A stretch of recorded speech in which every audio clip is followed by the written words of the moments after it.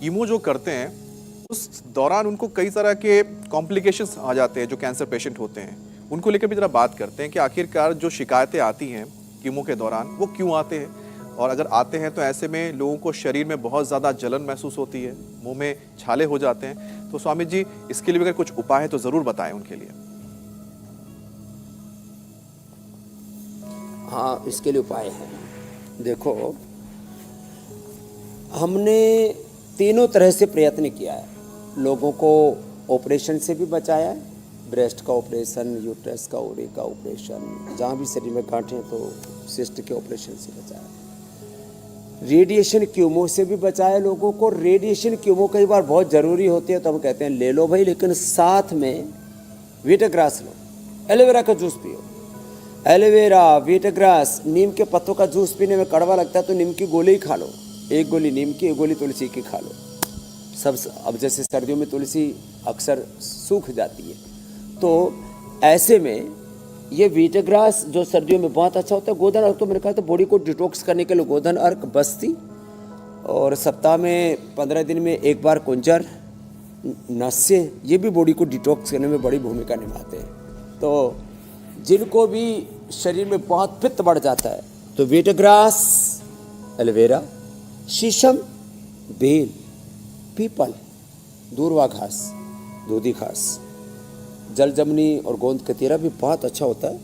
ये radiation chemo के दुष्प्रभावों से मुक्ति के लिए। आज एक बेटी मेरे से मिली तो उसने रिकॉर्ड कर रखी थी अपनी, उसको खून की वोमिटिंग होती है, इतना पित्त बढ़ गया।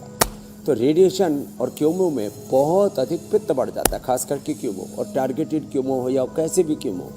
तो एक तो भस्त्रिका, कपालभाति, चलो बच्चों भस्त्रिका करो, सहजता से करें भस्त्रिका। कपालभाति भी प्रवाह के साथ 1-1 घंटा करा देते, और अनुलोम विलोम भी। स्वामी जी, तो कितना ही ज्यादा दुष्प्रभाव हो रहा हो, बाल उड़ गए हो वापस आ जाते मेरे भर मीनाक्षी जी। जी स्वामी जी, कैंसर के इलाज के दौरान कीमो की वजह से कई पेशेंट्स को वॉमिटिंग की भी दिक्कत आती है।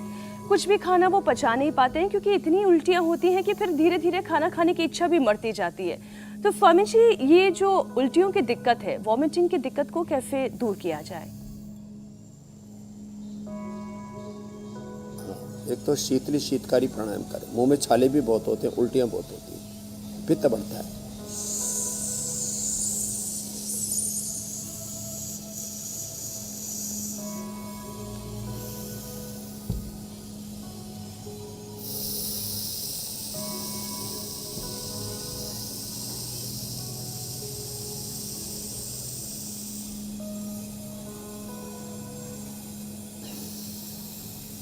शीतली शीतकारी, ये बहुत ही जबरदस्त प्राणायाम है। जिनको वोमिटिंग होते हैं उनको पिंडलियाँ भी दबानी चाहिए, और लेवोग्रिट खाली पेट लेवामृत खाने के बाद लेना चाहिए।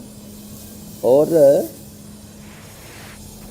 उनको कामदुधा रस, मुक्ता शक्ति, मोतिपिष्टी समान मात्रा में ले लें, और गिलोय सत, तो गिलोय सत, कामदुधा, मुक्ता शक्ति, मोतिपिष्टी सब 10-10 ग्राम ले लिया। ये 40 ग्राम के 80 पुड़िया बन जाएंगी। अब इस सुबह शाम 1-1 पुड़िया शहद के साथ ले लिया, मैंने आधा ग्राम, ऐसे अंदाजन भी ले सकते हैं, थोड़ा बहुत कम ज़्यादा हो जाए तो कोई दिक्कत नहीं है। और ये पिंडलियाँ थोड़ी दबा लिया करें।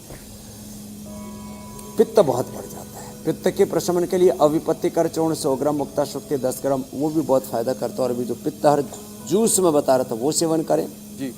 और एक पित्तहर पेय बताते हैं, जीरा, धनिया, सौंफ, मुलेठी, गुलाब के फूल, इसका पानी पी लें, गुलकंद भी खा लें, इससे भी ये वोमिटिंग वाली प्रॉब्लम नहीं होगी। और अनार तो बेस्ट है, अनार से वोमिटिंग नहीं होगी, ये बहुत ही जबरदस्त।